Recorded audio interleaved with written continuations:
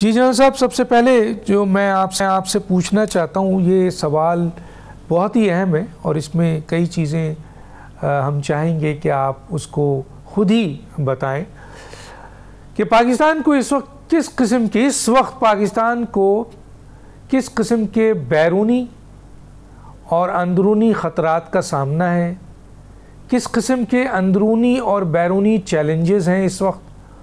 پہلے تو ہمیں خطرات اور چیلنجز کا آپ بتائیے، اور پھر ہم آپ سے یہ پوچھنا چاہیں گے کہ پاکستان کو ان خطرات اور ان چیلنجز سے نمٹنے کے لیے جو بیرونی اور اندرونی ہمارے سامنے ہیں، کیا طریقہ کار، کیا چیزیں، کس طریقے سے ان خطرات اور چیلنجز سے نمٹنا چاہیے۔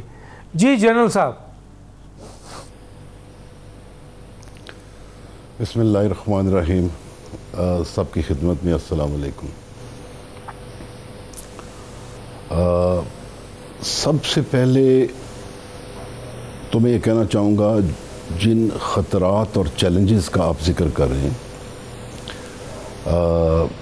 بڑی بات جو ہے وہ کہنا چاہوں گا کہ اس کو وسیع نظر سے آپ نے دیکھنا ہے۔ سارے خطرات اور سارے چیلنجز جو ہیں وہ مینیجبل ہیں، اور دوسری بڑی بات ہے کہ ریورسیبل ہیں۔ تو ٹھیک ہے، ہماری بہت ساری مشکلات ہیں،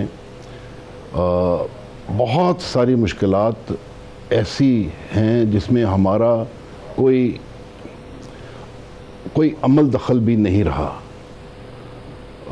خطے میں، ہمارا کیا ہوا وہ کام نہیں تھا، لیکن ہمارے گلے پڑا۔ تو بہرحال ہم اس کو ایک سرے سے اگر پکڑیں تو اندرونی طور پہ جو ہمارے خطرات ہیں وہ سب کو معلوم ہیں۔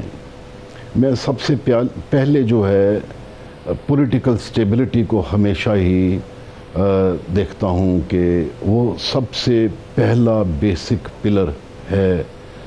پھر اکانومی کو دیکھتا ہوں، پھر انصاف کو دیکھتا ہوں، پھر گورننس کو دیکھتا ہوں، پھر جس طریقے سے ہم اپنی ہیومن ریسورس ڈیولپ کر رہے ہیں، لوگوں کی جان مال آبرو کو دیکھتا ہوں، پھر میں انرجی کو دیکھتا ہوں، پھر میں فوڈ سیکیورٹی کو دیکھتا ہوں، میں ہیلتھ سیکیورٹی کو دیکھتا ہوں۔ تو جو نیشنل سیکیورٹی کی ڈائمنشنز ہیں وہ تو اپر سپیس سے شروع ہوتی ہیں اور جو ہے سب سرفیس جاتی ہیں، اور پھر ہاریزونٹلی، انٹرنلی، ریجنلی، کس ریجن میں آپ ہیں، اور گلوبلی، تو یہ بہت زیادہ اس کی ڈائمنشنز اس کی ہیں۔ تو جو کچھ بھی اندرونی ہماری مشکلات ہیں، میں پھر یہ کہوں گا کہ ریورسیبل ہے۔